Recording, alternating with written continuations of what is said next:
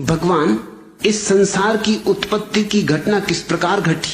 पृथ्वी पर पहले पुरुष आया कि स्त्री? कृपया हम अज्ञानियों को विस्तार पूर्वक समझाइए।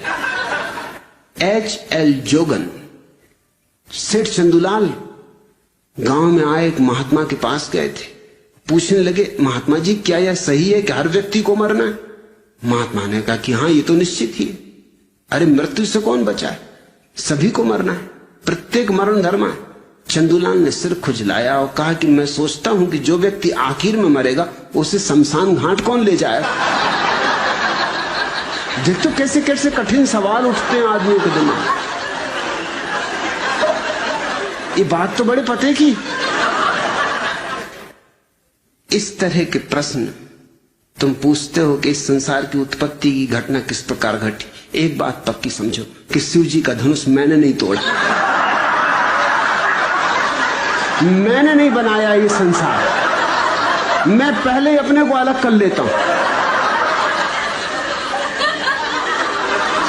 नहीं तो लोग तरह तरह के इल्जाम मेरे ऊपर लगाते हैं। कोई यही कहने लगे कि इसी की हरकत, किसी ने उपद्रव किया हो। तो H.L. जोगन, इतना मैं पक्का कह देता हूं, जितना मैं पक्का कह सकता हूं कि मैंने बिल्कुल, मेरा हाथ ही नहीं इसमें, दूर का नाता रिश्ता भी नहीं इसके बनाने में। बुद्ध जिस गांव में आते थे पहले खबर करवा देते थे कि 11 प्रश्न कोई मुझसे न पूछो। उनमें एक प्रश्न ये भी था कि संसार की उत्पत्ति किसने की? पूछे ही नहीं कोई, क्योंकि ये बुद्धुओं के प्रश्न हैं और बुद्ध इनके उत्तर नहीं देते। मेरे दादा मुझसे पूछा करते थे, अक्सर औरों से भी पूछा करते थे, लेकिन जब उन्होंने मुझसे पूछा तो फिर पूछना बंद कर दिया। वो पूछा करते थे कि अक्ल बड़ी की भैंस। अब उनको कौन उत्तर दे? मुझसे एक दिन पूछ बैठे, मैंने कहा भैंस। उन्होंने कहा क्यों? मैंने कहा क्योंकि भैंस ये सवाल नहीं पूछती।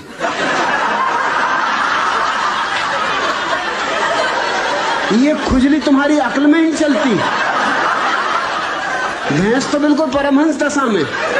मैं कई भैंसों के पास जाके कई घंटों खड़ा रहा, कोई भैंस नहीं पूछती कि अक्ल बड़ी की भैंस। अरे भैंस को पता ही है कि हम बड़े, क्या पूछना? फिर उन्होंने नहीं पूछा। फिर मैं कई दफा उनसे पूछता था कि पूछो ना, अक्ल बड़ी की भैंस। कहते तू चुप रहे।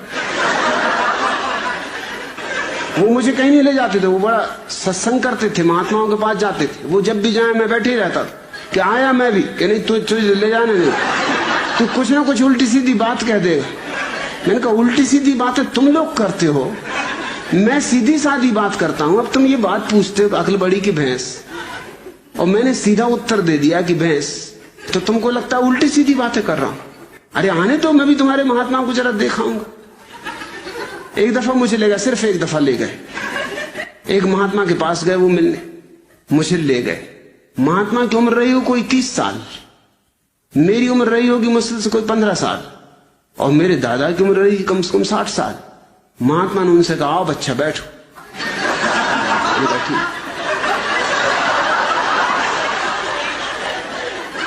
मेरे दादा ने मुझसे कहा तुम्हें कुछ पूछना तुम पहले ही पूछ लो, नहीं तो फिर गड़बड़ हो जाएगी, फिर मैं पूछ लूं।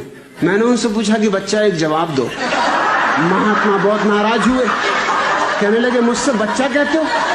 मैंने कहा तुम मेरे दादा को बच्चा कह रहे हरामजादे, 60 साल की उम्र के बूढ़े को बच्चा कह रहे, 30 साल के तुम हो, 15 साल का मैं हूं, तो कोई गणित में गलती कर रहा हूं? तुम बच्चा नहीं महाबच्चा हो। मेरे दादा ने मुझे फौरन बाहर निकाला, तू जा भैया, तू घर जाओ, कभी मेरे साथ मत आना। क्या बातें पूछ रहे हो? सृष्टि को किसने बनाया? जान भी लोगे तो क्या करोगे? क्या फिर से बनाना है? एक से ही मन नहीं भरा। अरे इतना ही जान लो कि अपना अज्ञान कैसे मिटे। ये जानने से नहीं मिटेगा, ध्यान का दिया जला लो, अज्ञान मिट जाए।